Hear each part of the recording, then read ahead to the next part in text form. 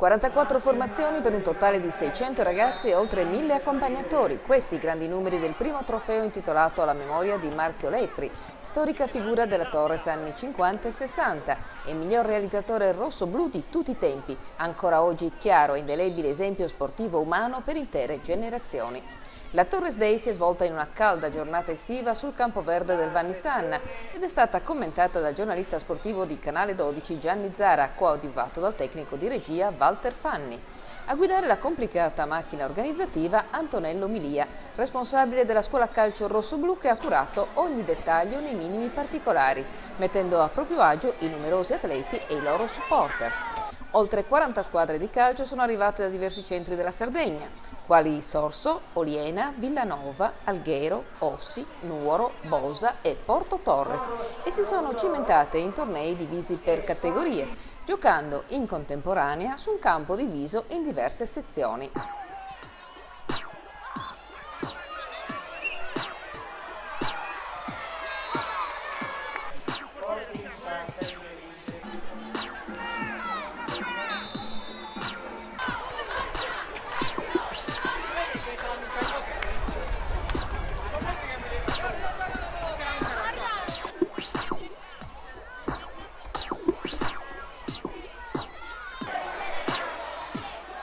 Al torneo hanno partecipato i calciatori in erba del girone micro-micro, dei pulcini e degli esordienti, 2 gironi per ogni categoria.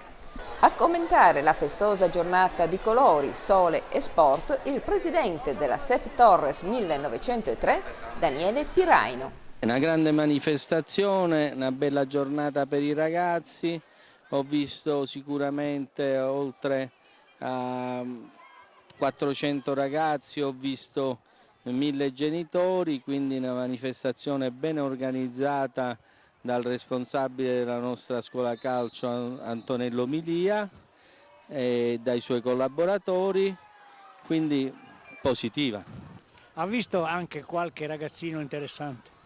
Ma l'importante non era oggi vedere il ragazzino interessante, che sicuramente c'è e che magari l'abbiamo anche visto, ma era importante che i ragazzini facevano una manifestazione che coinvolgeva 40 società, quindi 40 realtà dell'isola, e che si divertissero. La lunga kermesse sportiva si è protratta fino al tramonto e ha visto sul podio gran parte delle squadre locali, registrando la vittoria del San Paolo di Sassari per i micro-micro, del Turitana per i micro, del SEF Torres 1903 per i pulcini e del San Paolo di Sassari per gli esordienti.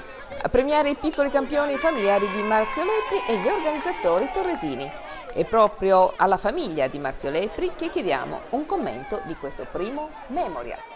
Tutto molto diverso, ma tutto molto uguale a prima. È una manifestazione bellissima.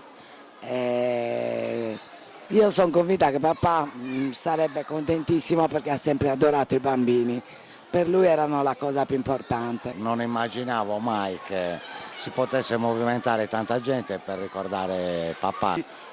Mi fa molto piacere che la Torres abbia riservato questa manifestazione, questo torneo in suo nome. Vedo un sacco di gente che sorride, bambini che giocano, bambini che ridono, ed è proprio quello che penso farebbe più piacere a mio nonno.